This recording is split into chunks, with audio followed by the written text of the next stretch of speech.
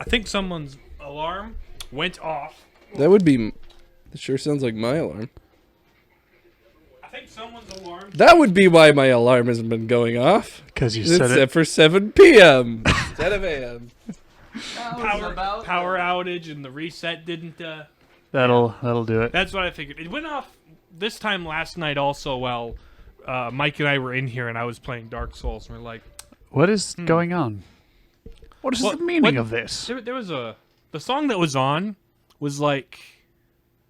it had Wake Up in the title. It wasn't Wake Me Up Inside.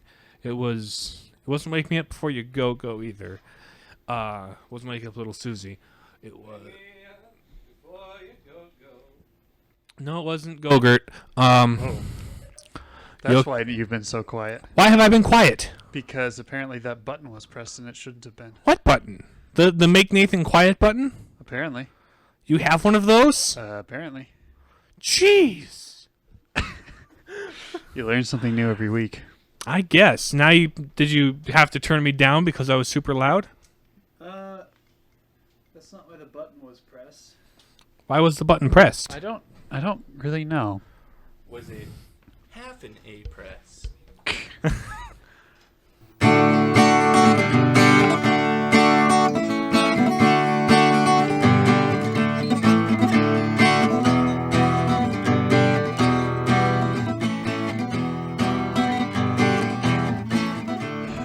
I think everything's all fine and dandy. I was quiet because my microphone Because was depressed. this gray button was pressed for some reason on his. Help, help, I'm feeling depressed. I'm feeling better. They're giving me serotonin. We're being depressed. Don't let life get you down. Let's turn that frown upside down. When life gives you lemons, eat the lemons. Yeah. Make lemonade. Make a lemonade? Lemonade. Like Yes. Vladimir? Yep, Lenin? that one. That? Lenin. Or the John variety? No, it's the Vladimir Lenin. Got it. Make the lemonade for the motherland. Move microphone closer to face. No, Why not? no. It is fine. It is too quiet. How about that one? What the computer hears isn't necessarily what we hear. understand that, but still. Let the computer decide. Okay, computer. I need this information. Scooby said Rutro. Shaggy said Zoinks. Velma said Jinkies. And Daphne said Jeepers. What did Fred say? Fred says... He did not! I like that. That was funny. Did Fred have a thing he said? Let's split up, gang. No, he had a thing other than that, too. Like an exclamation. Yeah, he... It looks like we have another mystery on our hands. No, he definitely had a thing, but I can never remember what it was. And when someone says it, I'm like, yeah, that's it, of course, but... come on, gang. Because of the meme, I don't know what Fred says. There was a thing he said in the show A Pup Named Scooby-Doo, the spinoff from like, I don't know, probably late 80s or I guess early 90s. Not sure when the time frame was. But there was a recurring joke in that show where at the end of every episode, Fred would incorrectly guess that the man behind the mask was a character named Red Herring. And so every time he's like, I know who it is, it's Red Herring. And then Red Herring would pop up and be like, it wasn't me, you dweebs. Except for the one time that it was him and everyone was surprised. That's like all I remember about that show, except for being kind of mediocre. I can't believe I was right. That was much more of a Morty voice. Archie Rick! My Shaggy imitation hovers Like maybe between we should Shaggy leave and the Morty. timeline alone, man. Do you have to use the portal gun, man? Can I, have some Scooby snacks, man? Like, dude, does that pocket dimension have snacks in it?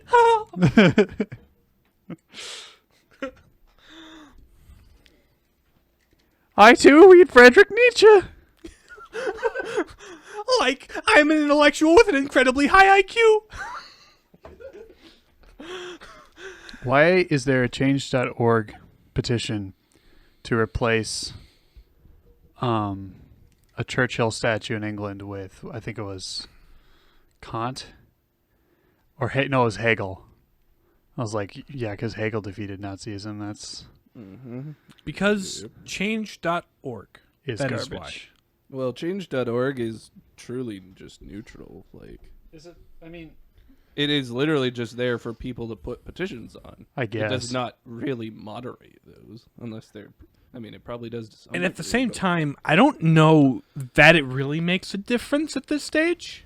Yeah. I mean, maybe early on in its career it had some kind of impact on some things, but at this point, anything anyone ever does ever is going to be opposed by a change.org petition. Yeah. Anything that ever hasn't happened has a change.org. It's like Chang. pfchang.org. I still believe social media was a mistake. it was done intentionally. Yes. Bad idea? Maybe. But Well, even then, The mainstreaming of social media, perhaps. Like the fact that Twitter is now the public sphere. it was really- cool before it went mainstream. Yeah. The only reason I ever got a Twitter was to do a homework assignment. I got a Twitter to interact with a live stream a couple of times, and that was it. For school? No, not school. Ah. Just recreationally, like people I like watching on Recreational Twitter. YouTube. Legalized. See, me and my recreational friends tweet. get together on the weekends and do some recreational Twitter. That's crazy, bro. Yeah. Have you ever tried DMT? You should listen direct to Joe message Rogan. Twitter. Have you ever tried Direct. DMing? Have you ever tried DMing a celebrity, man? You should listen to Joe Rogan. He talks a lot about DMT.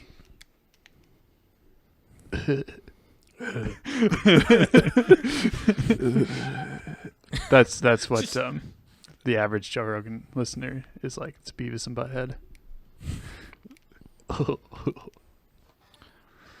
Wouldn't recommend that show. Really? Well, I don't know. It's dumb. It is 90s dumb. cartoon. I have not seen much of it, so I'm not sure what content it has to offer. You feel dumb for watching it, but that doesn't stop it from being funny. Okay. You just lose brain cells. Yes. That's I do that's that what it is. regularly. Like, not in a anyway. psychedelic And not sense. even in a good way. There's good dumb, like Monty Python. It is not that kind of dumb. It's I like see. just It is totally melt your 90s brain alternative dumb. Yes. Weaponized Kurt 90s Cobain dumb. essence. Like, let's drop a Beavis bomb on them. Yeah. Nice 90s dumb. Oh, believe us. Although we used to watch Leave It to Beaver on TV Land growing up. Leave it to Beavis. Yeah, Leave It to Beavis. We'd call it that all the time. Wally. How do we get checks? I'd watch it. I'm concerned about the Beavis. What's a Beavis? Ah, gee, Beaver. Larry Mondello, what a kid. Apparently the guy who played Eddie Haskell grew up and became a police officer in real life and only just recently died. He's like in his 70s, something like that. Although, I don't know, sometimes celebrity death rumors can't really be believed. Yeah. Sylvester Stallone has apparently died multiple times, and according to the internet, and I think, what was it, Dave Chappelle? Or one of the Chappelles died, Air quotes. and somebody like that died, and I was like scoffing at it, and my brother's like, dude, that's kind of insensitive. I was like, wait, what? No, he actually died this time? Because, like, He's you dead know. for real? And then there's I have an aunt who's probably not listening to this. I hope. I mean, well, if she whatever. she's a propensity for copy pastas. Like, not like the meme copy Not pastas. unironic Right. copy Right. pastas. The ones where like, oh, The spread and boomer share. copy pastas. Will you give it a share? And One like equals one prayer or whatever. something, that kind of thing. Also, like, ones where it like starts out declaring they're done with social media and then she posts something else the next day. It's like, well, this is 5 paragraphs long for one thing. But one of the more recent ones was like, some prayers for a helicopter full of Navy SEALs that was shot down in Afghanistan. I was like, that happened 5 years ago. Why is she copy pasting this now? There's like nothing in the news about it. I mean, prayers for them are still good. Are they still good? As Catholics, yes.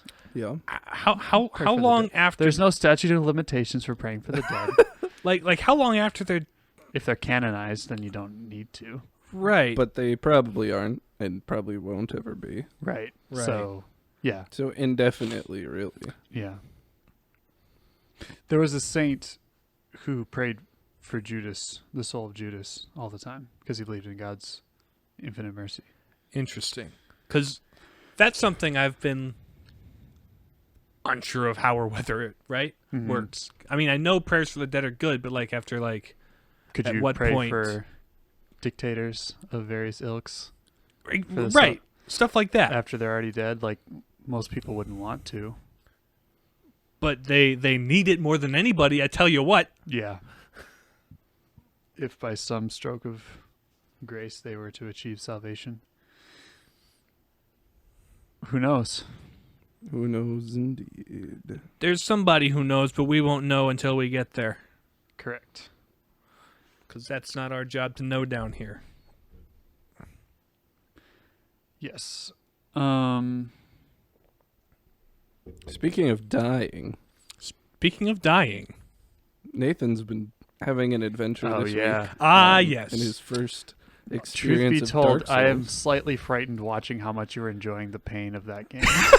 Dude, you saw me play Hollow Knight and Celeste before that. I just sort of accepted those were platformers. I like even then, like you were just sort of like into it in the rhythm of it. But Dark Souls, it's I'm like, getting into the rhythm of it of Dark Souls. yeah, Getting there. I'm not there yet. Otherwise, I'd have probably won at this point. sure, But no, I'm legitimately having fun.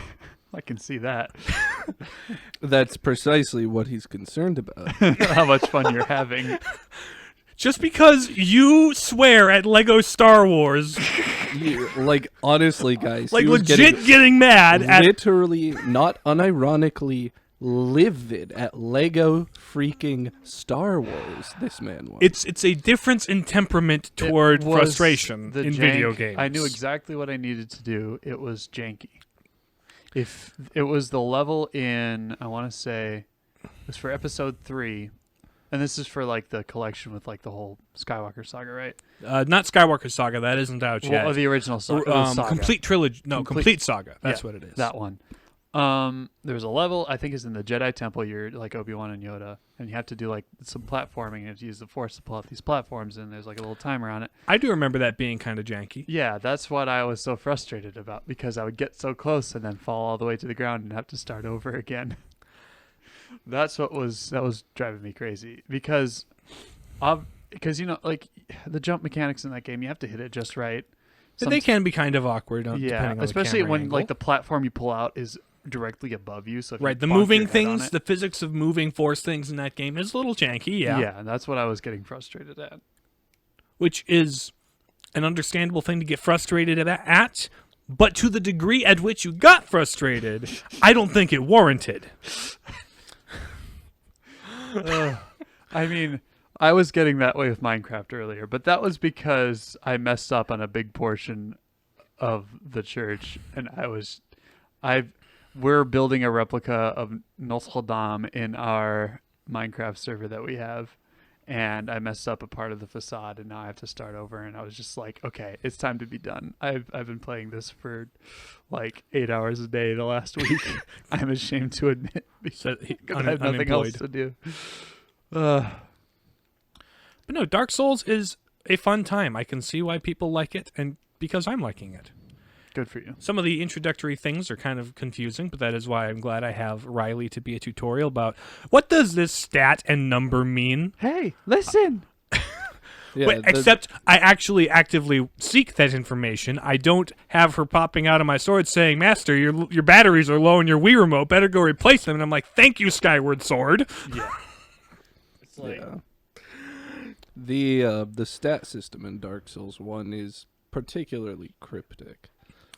It's very hard to tell what's going on. The game in general is cryptic, and I get that that's part of what it's going it's for. It's improved in the later games. Good to know. The stat clarity, what everything like what does what, and why I should care about my knowledge. Sure. It's like, doesn't knowledge come from like playing the game Final and boss learning in Dark things? Souls is Jar Jar. Darth Jar Jar, just like the most annoying, spammy boss you could imagine.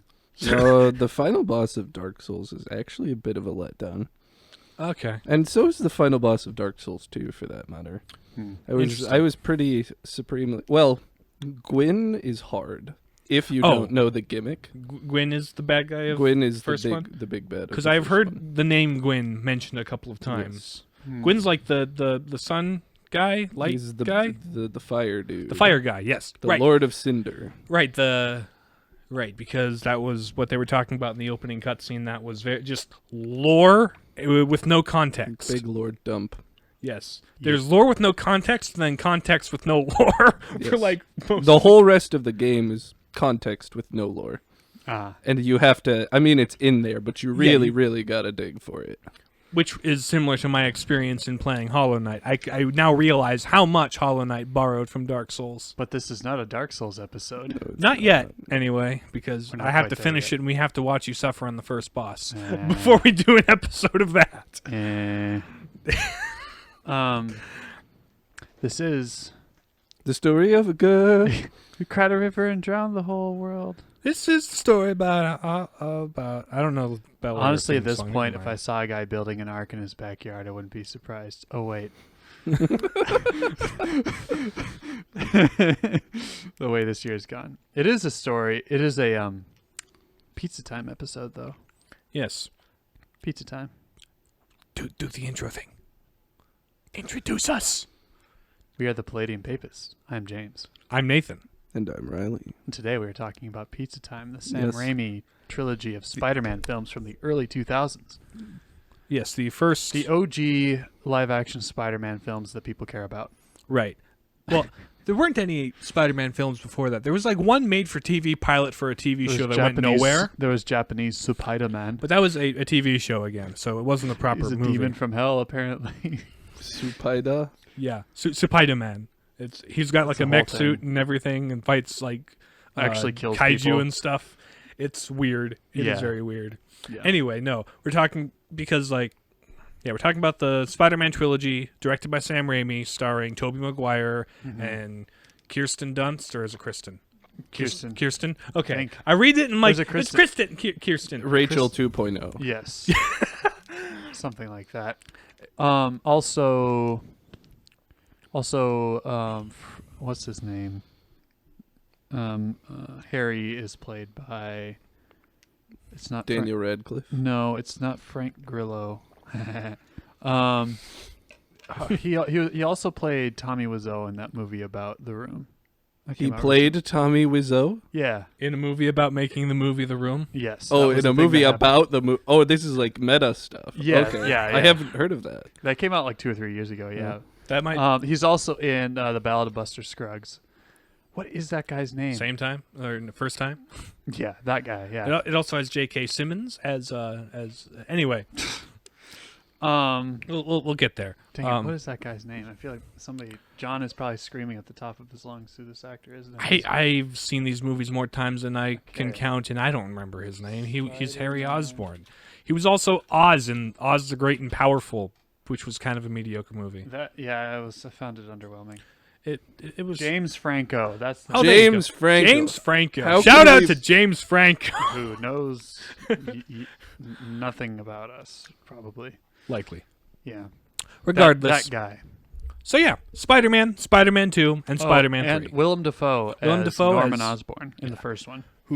And mirror apparitions in the subsequent films. Right. Anyway, so synopsis, I guess. Sure. Peter Parker is a high school. He did not pick a pack of pickled peppers. No. He got bit by a radioactive spider, became Spider-Man, stopped Green Goblin in the first movie, and didn't get the girl because he... Psych was Norman Osborn. Psych? It's the first thing you see about him. Right, but I mean, like, he's unbeknownst to our hero. Harry's dad. Right. Harry, who is his best friend, and then... He's none too pleased with Spider-Man. Because Green Goblin ends up dying in the scuffle. We can get into detail when we need to. Spider-Man 2, Spider-Man gets the big sad and loses his powers just in time for Dr. Octopus to terrorize the city. Yep. But then he gets his crap together and gets his powers back. He gets his mojo back and beats Dr. Octopus, who was constructing a cold fusion generator that was going to blow up the city. But he, in the nick of time, comes to his senses and helps Spider-Man defuse the because there's thing. Like this chip that's the arms are controlling him at this point because Yeah. Dr. Octopus has robot arms that are connected. We can assume to most of these people cord are familiar enough with these characters. Yeah. I mean, the movies came out like what 14 years ago. The last one. I still haven't seen any of them. What? Really? Yeah. Really? But you've seen all the memes. I've seen all the memes. Oh, well, we'll have to sit and watch those at some point. I mean, I think I have the first one here. We could do that immediately after. Well, I've got places. Well, and he and I could watch it. Yeah, you guys can watch it. Anyway, so, and then the third one, Spider-Man gets infected with the Venom symbiote, becomes a jerk for a while, fights the Sandman. Man. Harry Osborn becomes the Green Goblin. Who's the third villain? It was Venom, Green Goblin, and Sandman. Yeah, you're right. Anyway, and yes, enter Sandman. Over the course of that movie, Spider-Man gets rid of the Venom symbiote, and it attaches itself to a guy named Eddie Brock, who's working at the Daily Bugle as rival photographer who doesn't like Peter Parker. And he gives... And then him and then Sandman... he uses his rock Pokemon. I want pictures of Spider-Man. And then, but they beat Venom and Sandman with the help of New Goblin, who came to his senses and helped Peter Parker, and also died. And other stuff happened in between, but yeah, Mr. Sandman is bringing me a meme. Yeah, he's not a bad person because he's got a daughter who's sick, and that makes it okay for him to break the law. So yeah, general plot synopsis: Spider-Man beats the villain of the week, basically. Yeah, the three films kind of follow a similar pattern. I feel like they're structurally, but not even a trilogy. No, they're a movie that has two sequels. Yes, but they don't like tell a continuous story the way per se Star Wars or Lord of the Rings does. The through line is sort of like Harry, the death of Norman Osborn. Harry's mad about it, and he wants to kill Spider-Man. And also Spider-Man's continued growth as a character. Partway through Spider-Man 2, Harry figures out that Spider-Man is Peter. Right. And then Episode 3, he's like, I haven't forgiven you, Peter. And that's the start of the conflict. Pretty much. Yeah. So the basic premise of Spider-Man can be summed up in a short sentence: with great power comes great responsibility. We forgot about Uncle Ben dead.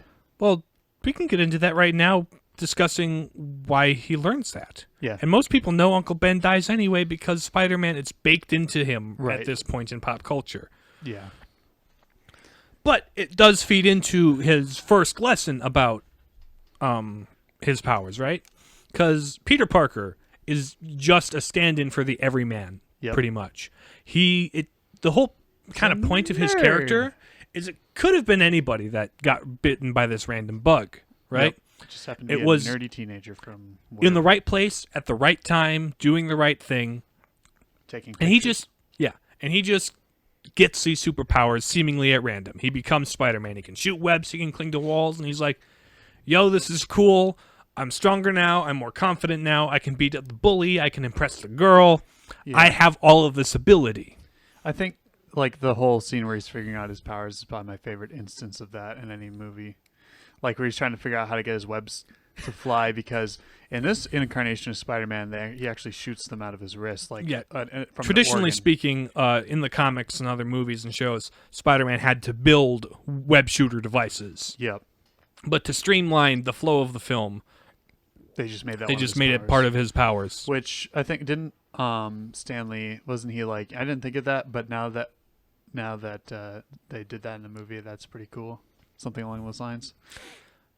I think like at the same time as the movie happened, in the comics they did this whole weird event thing to coincide with the movie that gave him organic webs for a while. Sure. But then that weird comics get weird, particularly when they want to synergize with movies. Right. Yeah. At any rate. At any rate, it's fun when he's like figuring out his powers. Like he's like, oh, I can climb a building because my hands are sticky. And he makes the connections like, oh, the spider bite, and this is the thing that a spider can do. I've got super strength. I can jump from building to building. And then he had accidentally activated the web before, and so he's like on top of the building. And he's like, "Go web, go!" He can. And he's like doing hand gestures, trying to figure out how it works, and it's funny. When did the first Spider-Man movie come out? Was it like 2001? 2001. I believe there was a kind of a thing about it that it happened like after 9/11. It came out after 9/11, and it takes place in New York. There's like an unwritten rule where like in every Spider-Man film there has to be a picture with him and the American flag because of that. Right, kind of. So that's a thing that happened about the same time. So it would have been 2001. Mm-hmm. So no, now that Spider-Man has these powers and he's all kind of excited and confident about it, he gets a little cocky and gets in a fight with his bully, right? Mm-hmm. And so beats the tar out of him. On the way to one of the things Spider-Man decides to do is enter a fight contest to make some extra money, to buy a cool car, to impress the girl, because the chicks dig the car, apparently. Yep. Got a crush on Mary Jane, who's his neighbor. Yes, Mary Jane is his next-door neighbor. And so his Uncle Ben, he lives with his aunt and uncle, Aunt May and Uncle Ben. No sign of his parents in these movies, which is probably for the better because it got weird in The Amazing Spider-Man when they tried to work them into the story. Anyway. They're dead. Assume that. He just lives with his aunt and uncle. We don't know how or why, but they're just dead. This is just his living situation. Yep. But his Uncle Ben is driving him to the what he thinks is the library, but actually turns out to be he's going to the... Well, he drops him off at the library. He drops him off at the library, and then he walks the rest of the way to the fight. Yep. But he stops him in the car and gives him a little bit of a talking to, and he's like... I don't know what's gotten into you. Peter, I don't know what's gotten into you, but I went through something similar when I was your age, a kid becoming a man sort of thing. And Spider-Man's like, I don't think you relate to me at all. He's like, no, you're getting older. You have a lot more ability and power and confidence. But it's also, with great power, there must also come great responsibility. The one time you actually get to hear this spoken in a movie. Right. Well, they said a couple other times, but... Right, but I mean, like right at the end, the Sam Raimi all of trilogy, the other ones like skirt around it. Yeah, for no reason. They dance around it just so they don't have to retread the same ground. But at this point, may as well retread that ground because, like, it's kind of a well understood part of the character. True. Yes, particularly after the first trilogy. Ever since, it's just been a gag, though. Right. Kind of. Anyway, I see it as a unique way to remind people of it. Yeah, I don't. It was. So anyway. It was funny in Into the Spider-Verse though. He's like, "Don't say it. Don't say it. I'm sick of it." Spider-Verse is so good. Anyway, that's a topic for another time, possibly. But when the sequel comes. Anyway, so after basically wiping it off and saying whatever, Spider-Man goes into the fight. And beats up the guy in a cage match and all this. Then he gets cheated by the fight promoter who didn't pay him all the money he was offered. Mm-hmm.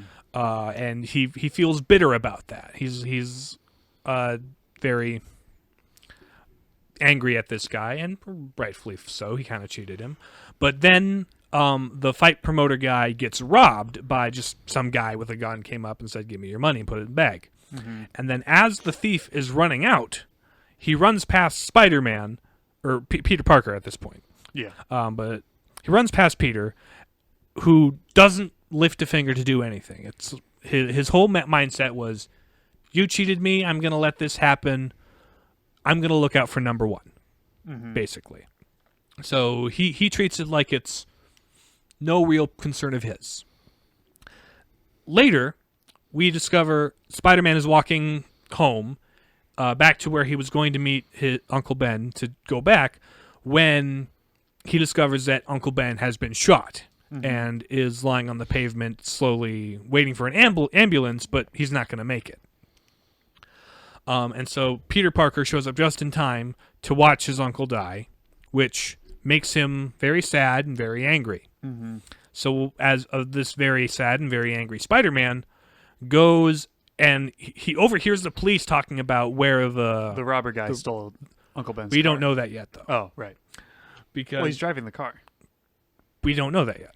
Ah. It isn't revealed who it is until Spider-Man goes to the warehouse, is within an inch of killing the man, and realizes, oh, this is the guy that I let go earlier. Where this bad thing that happened is a direct response, or a direct consequence of not taking responsibility, of looking after your own interests only. So basically, when Spider-Man, he learns that when he uses his powers solely for his benefit, it hurts everybody else and ends up hurting him. The guy, he's begging for his life, and he's like, "What about my uncle? Did you give him a chance?" And he falls out a window or something. Right. So that sticks with Spider. That sticks with him, and he realizes, if he basically becomes a superhero after that point because, if stopping one guy saved Uncle Ben, stopping other bad guys would save other people, and that kind of becomes his vocation, if you will, as Spider-Man. Because he has these powers, he has to use them in a responsible way that also fulfills their purpose. Running parallel to this, you've got Norman Osborn, who runs a gigantic company and has a son that is Peter Parker's friend, and that he kind of ignores and brushes off for the sake of work, instead opting to kind of live vicariously through Peter Parker, because Peter's like a genius and going to college for science things, right? He helps him in high school. He helped him with his Peter helped him with his homework, and Harry protected him from bullies and so on. Yeah, that was kind of their relationship. But no,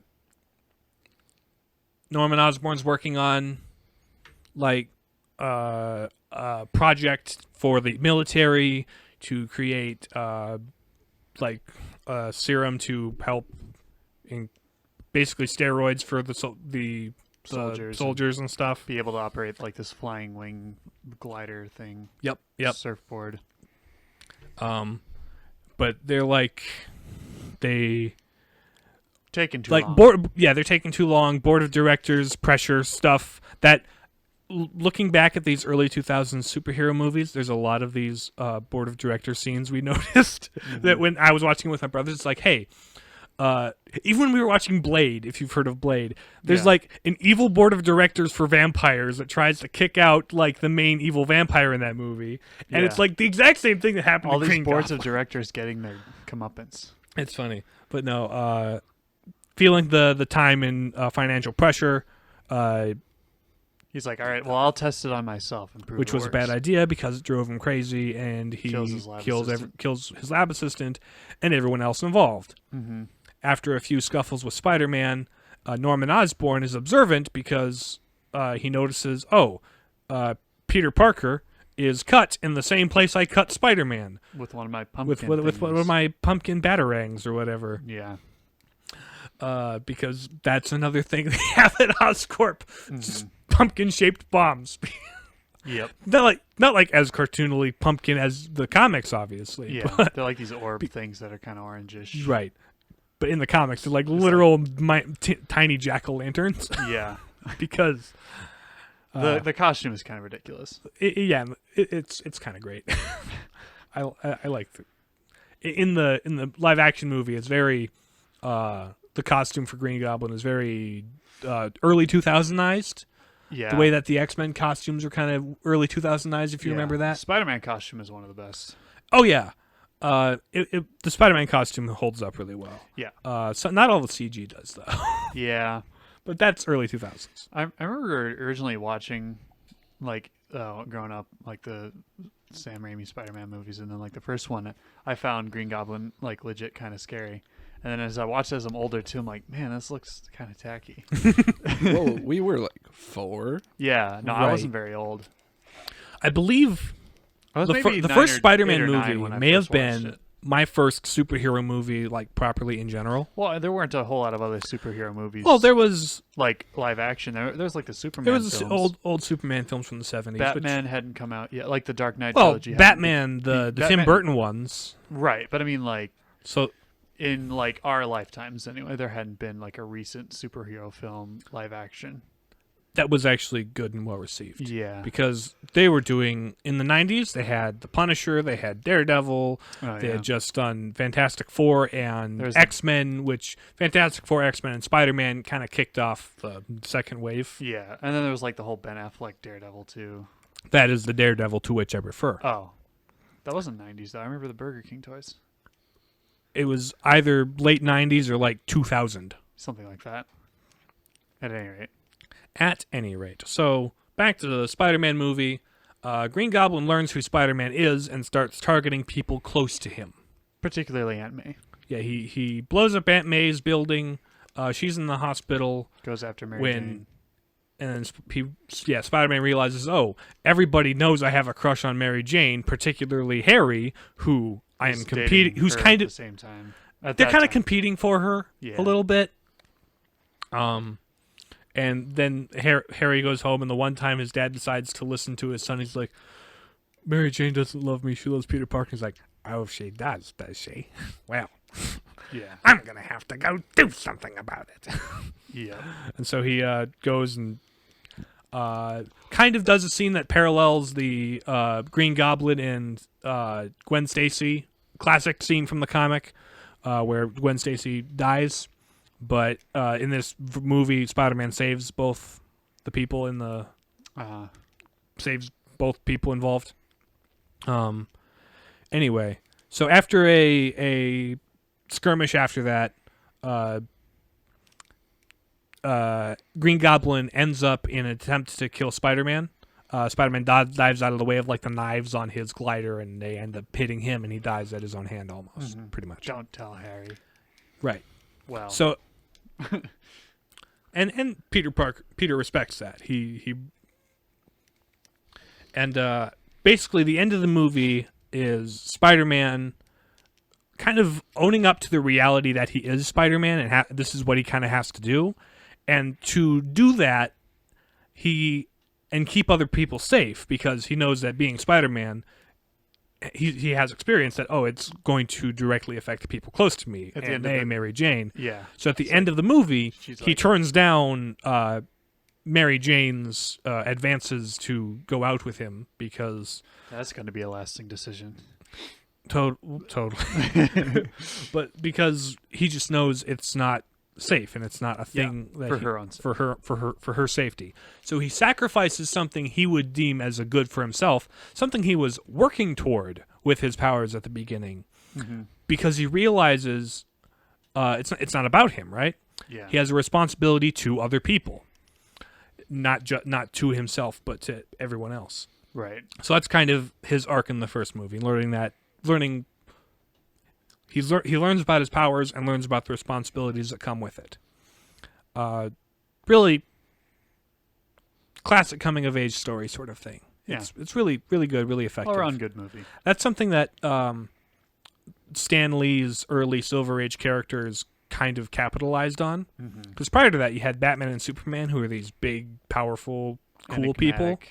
Yeah, kind of enigmatic. But then Stan Lee comes along and writes about a nerdy high school What if superheroes were normal? Or, like, you got Spider-Man, even the Fantastic Four could barely manage to pay rent on time in the comics and stuff. The X-Men were just a bunch of kids going to school, and they just so happened to have mutant powers, so it's like, it was a different mindset to writing comic books. Yeah. We could have had a crossover between X-Men and Sam Raimi Spider-Man, but then Hugh Jackman got in a motorcycle accident, as the legend goes, and couldn't do it. Yep. It would have been a cameo. I'm not entirely sure how well that would have worked. It might have been okay. I don't know. Given the direction the X-Men ended up taking. Yeah. And some Would of the that other direction have been prevented? And even the weirdness of Spider-Man 3. Yeah. I tend to think they're good as they are now. Yeah. I agree. Anyway, Spider-Man 2, for whatever reason, Spider-Man, his major arc here, right, is he for whatever reason starts losing his powers. Mm-hmm. Because there's a lot of other things going on in his life that are distracting him from the main point, right? Dating because he's not dating Mary Jane. That's right. Mary Jane is engaged to John Jameson. Oh, that's right. Yep. Who is his photography boss's son. Anyway, so there's that kind of jealousy, and it's like, well, if I wasn't Spider-Man, that could have been me, right? Yeah. There's also, well, I'm failing all my classes because I'm swinging around the city and have my attention divided. I'm not spending enough time with Harry, and Harry hates Spider-Man, and I could be doing a million other things if I wasn't Spider-Man. Yeah. So that's kind of still dealing with the guilt of Ben's death, kind of. His Uncle Ben's death, and also my brother Ben. Yeah. Shout out to Chris. Yeah. Because I told him I would. Oh. If he listened. But I'm giving him this one for free. Yeah. He has to listen to the episodes now before we shout him out again. Anyway. Well, he won't know we shouted him out until he listens to the episode. Yeah, True. Until then, we'll just shout him down. No, nobody tell him. Until then, we'll just shut him down. Anytime he tries to talk, you don't listen to the podcast. We shouted you out and everything. You weren't listening. Anyway, so Spider-Man is having difficulty balancing superhero life and everything else about his life. Paying rent, going to school, having a relationship with people he likes. Yeah. And so he questions the value of Spider-Man at all, right? Yeah. He's like, if I don't get to succeed in other areas, why should I be Spider-Man? And his Spider-Man powers slowly sort of become dormant as a reflection of his, I guess, loss of confidence in who he is. Right. And so so after he loses his powers, he kind of he quits being Spider-Man. And that gives him time to reflect on everything else, to hang out with Harry, to talk to Mary Jane, to actually pay his rent and do his studies, and But then there's a scene where he comes across a burning building, and as Spider-Man, he would have swung in there and saved all the people, but he doesn't because he can't, right? Because he isn't Spider-Man. He runs in the building and saves people anyway. Yeah. And he realizes there are other people that could have been saved if he was Spider-Man that were on the top floor, right? Yeah. And that makes it that kind of brings sort back of wakes him up a bit. It wakes him up to the reality that he still has a responsibility. He has a responsibility to everything else in his life, but he has to learn how to balance that with his responsibilities as Spider-Man. And then there's Doc Ock raging around New York. Yeah, there's kind of him blowing up banks and elevated trains and stuff, which happen while he's still finicky with his superpowers. So he'll be swinging around and trying to shoot a web at Dr. Octopus, but it won't work, and then he'll get whapped by a giant tentacle arm. Mm-hmm. Cool stuff. Very like cool fight scenes. I like that movie a lot. Yeah. The guy who plays Doc Ock is a really good actor.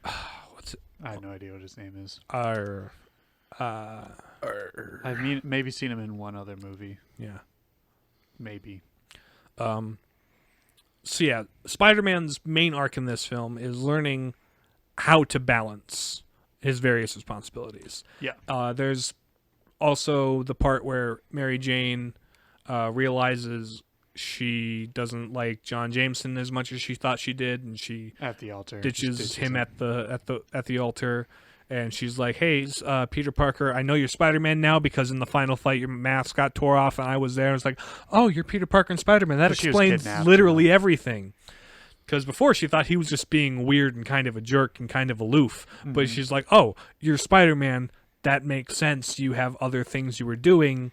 She's like, so it's not just you who gets to choose whether or not you can have relationships with people because I should be able to make that choice, like whether or not to, be your girl. Right. It's not just, it's not you putting me in danger, it's me accepting that risk. Right. And so that's kind of his arc with her in that film. Mm-hmm. And then there's also toward the end, Harry Osborn, still really bitter at Spider-Man about the death of his father, which, out of context as he saw it, it makes sense. Mm-hmm. He makes a deal with Dr. Octopus where if Dr. Octopus can get Spider-Man to Harry can give him like some resource he needs to make his cold fusion generator thing. Mm-hmm. The reason he has to make that is because the arms are taking over, and the arms are built specifically to make that cold fusion generator.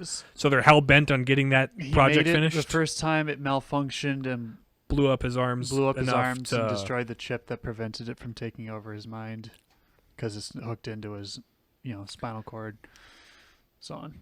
Yeah. And so now he's trying to do it again because he sort of disgraced himself doing that, and his wife was killed in the accident. And also, that's what the arms are programmed to do, and so they just want to do that. It's like, we must make anyway, generator. So Harry, at the end of the movie, learns that Peter Parker is Spider-Man, and he's all heartbroken and betrayed and angry, and Spider-Man's like, we can talk about this later, but I've got to stop him from literally blowing up the city, so... Yeah. So that's Spider-Man 2. It's the struggle of that balance, achieving... Mm-hmm. Like living out your vocation, but also not getting burned out by it and not letting other things, get in the way or distract you. But also, it's good stuff. Yep. The third one, the movie itself gets a little off the rails. A bit. I kind of enjoy it for how just silly it is. Yeah. Sometimes, but because in this one, Spider-Man's a total or Peter's a total dork, by the way, and he kind of just doesn't get Mary Jane sometimes. Yeah, he's pretty dense. They love each other, but he's just kind of doesn't get it. Yeah. And being Spider-Man, Mary Jane's an actress on Broadway and stuff, and she's got all these shows she does, and Peter Parker can't show up to any, despite wanting to, because Spider-Man, And so she's feeling all like, you don't have enough time for me, and even though she totally signed up for that. And Spider-Man's all kind of has his priorities mixed and is like very, very Spider-Man focused in his line of thinking. It's like, it's interesting because finally the like police department in the city are recognizing him as a hero for the things he did, like, not letting the city blow up and stuff. That important things like that. And so he's on stage accepting like the key to the city or something, and he ends up because like the police chief's daughter, Gwen Stacy, because they've just now introduced her as a character, like ends up kissing him on stage because they thought it would be neat for the pictures or whatever, and Mary Jane's all like, "You kissed another girl." And he's like, "Yeah, but Spider-Man kissed the girl, and I it wasn't me. I was like, you are Spider-Man, dingus." But it was for show. It was for the crowd. It was for it wasn't. I didn't mean it, right? And she's like, "But Spider-Man, he's kind of letting it get to his head a little bit." Let me go fight a Sandman just robbing an armored car. Right, because Sandman is a guy who's stealing money to afford his daughter's medical payments and stuff. Some wacky experiment he falls into some thing. There's a change in the silicon mass, and it's probably a bird, and it'll fly out, but they don't check that it was a bird, so it turns out that Sandman gets sandified. Yeah, and because reasons. because reasons. It's weird sci-fi 1960s logic comic stuff, but it's fun. Right. Or early 2000s adaptation of a 1960s comic. Yep. So he fights this guy, and it turns out that this was the guy that became the Sandman was also involved in Uncle Ben's death, and it was his gun that went off and shot him, and not the other guy, because this was the guy that brought the car or something. Mm-hmm. And so Spider-Man, or Peter Parker, I should say, suddenly has a personal vendetta against him, right? Yep. And around this time, symbiote. He gets infected by the symbiote, which is like a black alien goo ooze thing, alien that feeds off its host and also gives its host extra strength and aggression. Yep. And so, as Black Suit Spider-Man, he believes that he kills the Sandman. Also gives him a little extra strength and power and able to do. Like, we said that. I thought I had established that. Oh, did you? Okay. I mentioned that. It's basically Nos, if it was part of his, whatever. If it was an organic living creature. Yes. Yeah. So no, he fights Sandman and thinks that he killed him because he dumped him into the river, which really only disintegrated him for a bit. So a Sandman has fallen into the river in New York City. Build the helicopter. And somebody get Hayden Christensen in here. Hey! I don't like sand. Build a lightsaber. Destroy all the sand people. Not just the men, but the women and children too. Hey! Oh, I want to see that Lego set commercial.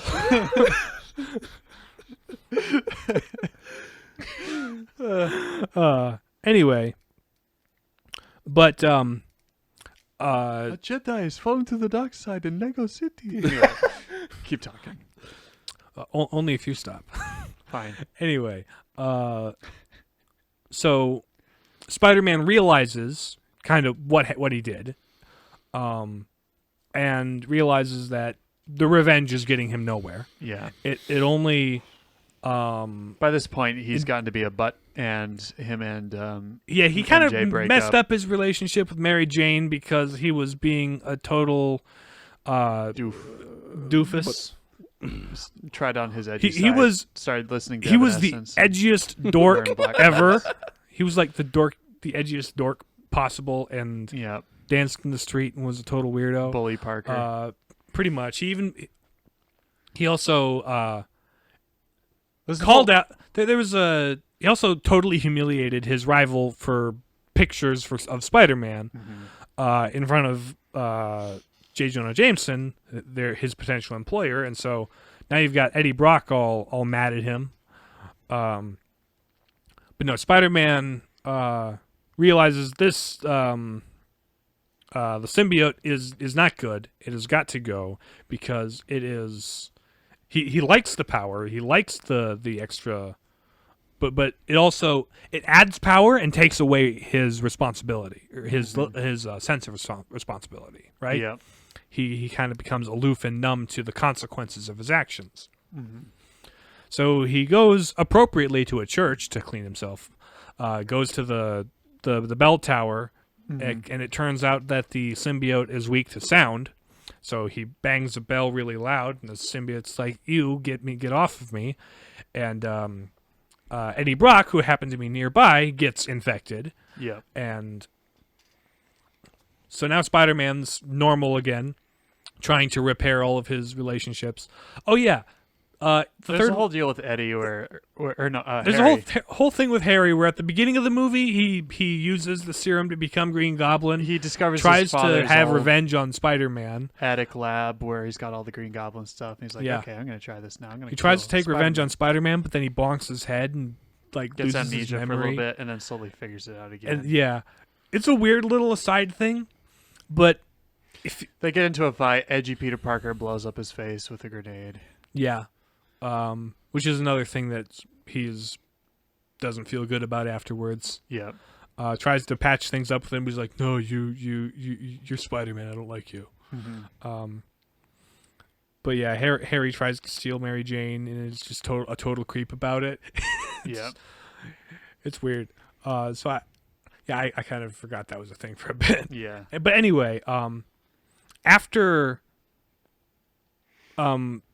Sandman pulls himself together, Gets together with Venom. he and Eddie Brock team up to bait Spider-Man into a trap. They get Mary Jane, tie her up on top of a building. Nothing we haven't seen before in this series, you know. Yeah. Spider-Man's like, hey, Harry, you're the Green Goblin and have powers too. Let's go save Mary Jane. I know you like He's her. like, nah. He's like, no, I'm not going to do it because I don't like you. And then His Harry's butler of all people comes down and says, "Oh, Barthol, his fault. He was killed by his own glider." and now realizing that it isn't Spider-Man's fault, technically, that his father died. Don't worry, Pete. I'm coming to save you, old buddy, old pal, old friend. That's one of my favorite how it should have ended still, Oh, yeah. even all these years later. Oh, I can't wait to save my best friend in the whole wide world. Anyway, so they team up, they beat Venom and Sandman. Peter ends up forgiving Sandman for what happened, and Sandman's like, dies in I the never wanted process. any of this. I'm gonna disappear. I'm a peace out. Like I'm gonna Thanos snap out of here. Sails off into the wind. And Harry ends up getting himself killed, saving Spider-Man. So, which is kind of interesting because Harry in this film is also seeking revenge against someone, right? Mm-hmm. And they both come to this realization that the revenge won't leave them satisfied, and it's not. We're not so different, you and I. And at the end of the movie, right? Harry dies saving Spider-Man, paralleling how his father died trying to kill Spider-Man. Yep. So there's kind of a neat circular. Everything came full circle there. Yeah. In terms of symbolism and parallelism and stuff. Yeah. I think at one point they were going to try to make a Spider-Man 4, and then that just didn't happen. There were hopes to make a Spider-Man 4 involving either Vulture or Mysterio. I heard multiple things from multiple people. Obviously nothing. Then I also heard that Venom was kind of a last-minute addition to Spider-Man 3 because one of the producers was like, people like Venom, add Venom to the movie. And they're like, this isn't a movie about Venom. This is about Sandman and Green Goblin. And he's like, put Venom in there. Yeah. Venom. And it's kind of a weak version of Venom anyway. Yeah, he doesn't have intelligence or anything. He's just kind of this monster creature. Yeah, and we could do an episode on Venom later if we wanted. Maybe when the Maybe when the sequel comes out. Yeah, because I like Venom as a character, as a concept. Yeah, but he was just kind of weak in this film. Weak, not weak as in like actual strength, but weakly done. Weakly written. But that's kind of the overall arc and themes of the story. It's Spider-Man and different, kind of dealing with different assets or facets of his power and his responsibility with that power. Yep. That's just weak screenwriting. He wrote a Bad bad film, character. PT. Yeah. Oh, so making an episode went along, I suppose.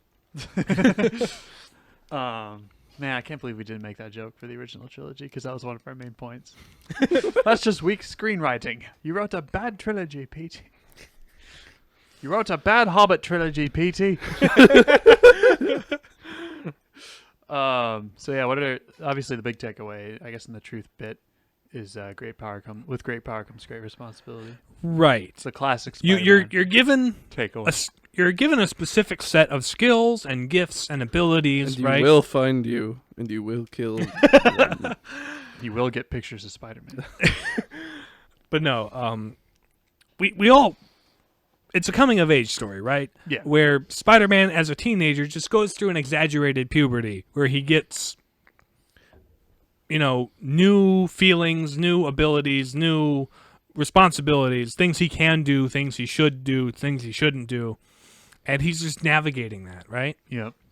And everyone, and that's kind of why Spider-Man is such a great character that kind of resonates with people. And still does. He's like one of the most popular characters ever. That's why Spider-Verse works so much. It's like they're all equally Spider-Man, but they're all also uniquely Spider-Man because they have their own unique calling or unique expression of their Sounds like same a calling. great Trinitarian analogy. The Trinity of Spider-Man. Except it's an infinity of Spider-Man. Yeah. I'm not sure if I want to go there, but Yeah. That's partialism, In the name of the That's Maguire more and of the Garfield. No! Tom Holland. No. That's too far. A bit much, but secularists be like. Secularists be like. so yeah, it's about taking responsibility for your actions in general. It's just a really, it's hashtag relatable in a lot of ways. Rising above your insecurity to become a hero. Right. Because he's also super insecure. Yeah. But also he, as much as he tries to distance himself from people to keep them safe, Aunt May is a cornerstone of his life. Yeah. She's like one of the best characters in the whole trilogy. Yeah. Because she's just... The third movie's the only one she doesn't get beat up. Yeah. But she also beats up Doc Ock in the second one a little bit. Super good. Smacks him in the face. So fun. Smashes his sunglasses. As he's like climbing up the side of a bank. Yeah, he's like robbing. He's like robbing a bank that they're in, trying to get. He like throws a rock at Spider-Man. And she's like, "How dare you?" She whacks him with an umbrella. Shame on you. That's kind of a fun scene. It is so fun. There's just some really fun sequences. Yeah. But yeah, I don't know. It's good Spider-Man stuff. I suppose that accounts for the goodness too. The heroism. Right. It's a lot of heroism. A lot of. There's also at the end of Spider-Man 3. There's Peter forgiving Sandman, right, and Harry sacrificing himself for Peter. The reconciliation there. Right. So there's all that. And also at the end of Spider-Man 2, when Dr. Octopus comes to his senses, finally regains control of his faculties again. Yeah, because beforehand he was a really good man. He was a really great guy. He was helping Peter with he had like hired Peter to help him out with the stuff for college and stuff. Or didn't he have to like write a report on him? And so he's like, I'm just going to go talk to him. Yeah, Harry, who's running his dad's company at this point, hooked him up. Yep. But anyway, at the end, his redemption in drowning the fusion reactor and himself along with it, because that was the way it had to happen.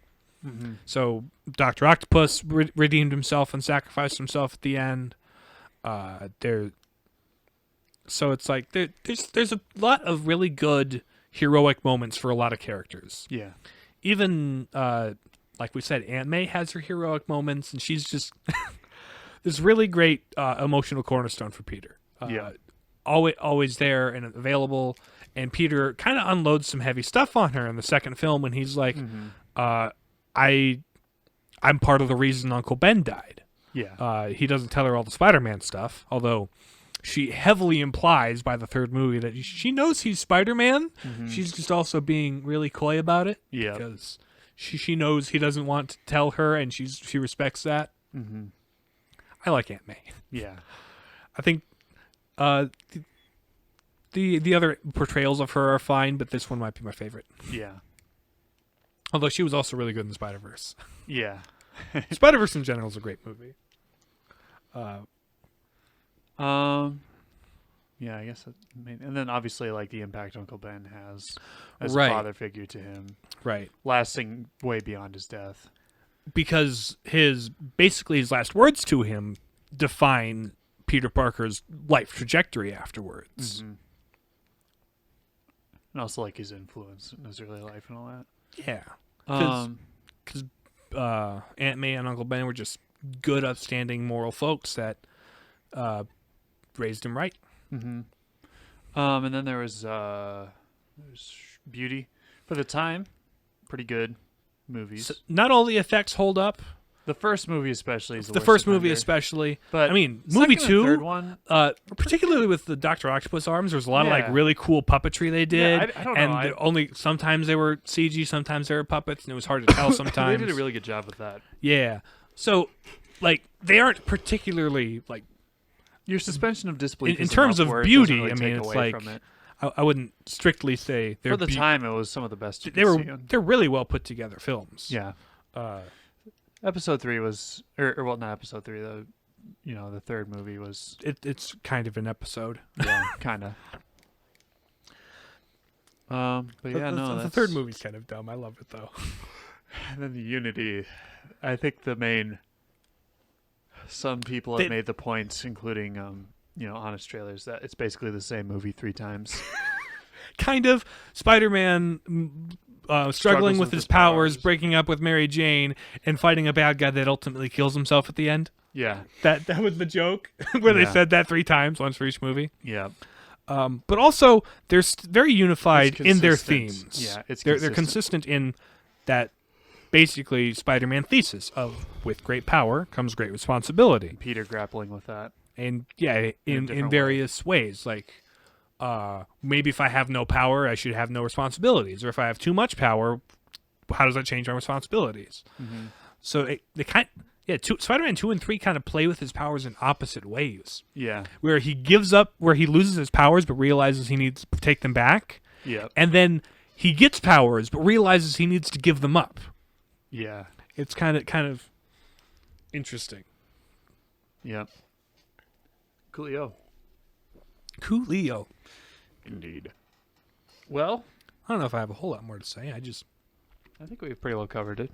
Pretty well. If you haven't seen the Sam Raimi trilogy at this point, like Riley, you should watch it. They're worth a watch. We'll probably get to that. Classic superhero films. Before everything had to be, it's part of the cinematic universe. It's particularly interesting for context, right? Because looking at them now, in retrospect, having had the MCU and the failed DC cinematic universe, which for all intents and purposes we're basically looking at in the rearview mirror right now. Right. So watching the Spider-Man trilogy and for DC side, the Nolan trilogy now, it's like interesting what they represent in terms of like comic book adaptation films.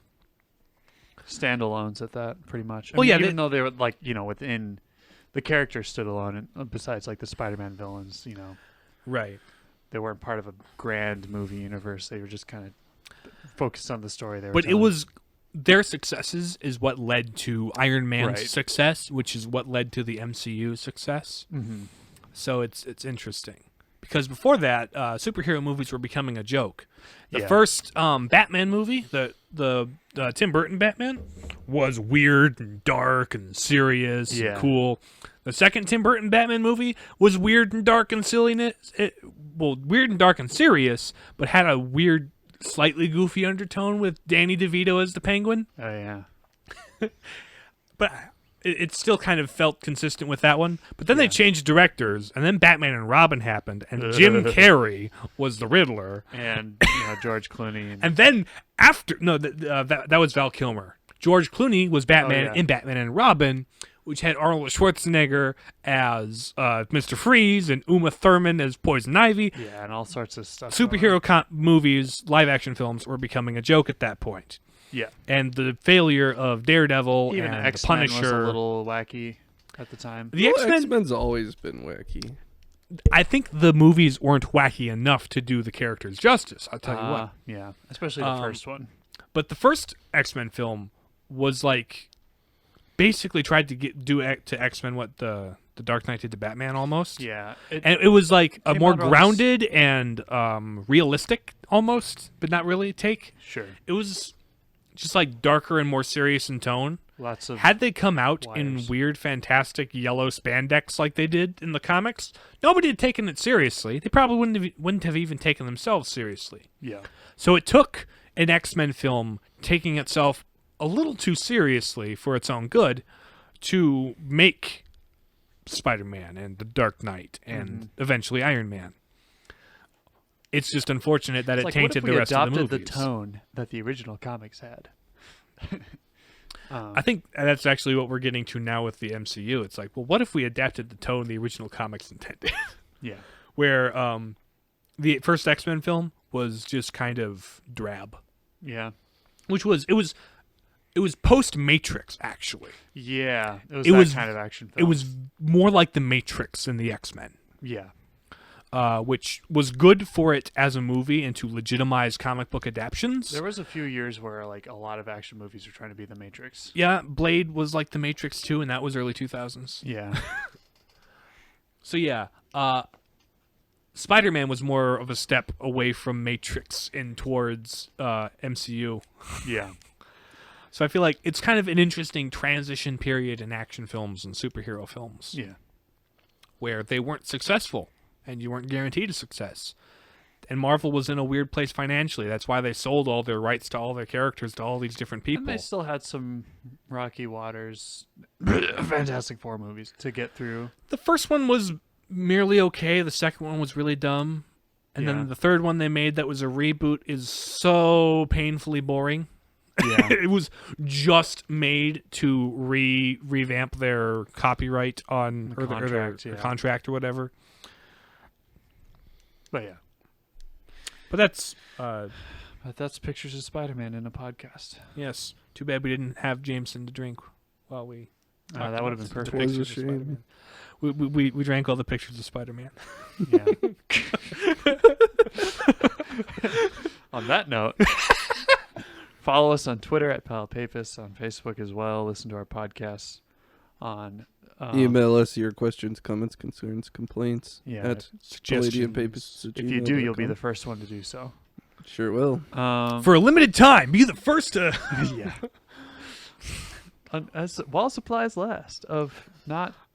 Anyway. Yeah, and then share our stuff on the relevant media platforms. We inject it into your friends' ear help holes. us grow this little project we are working on. And yeah, until we will talk to you again next week. Bye. Bye. Bye.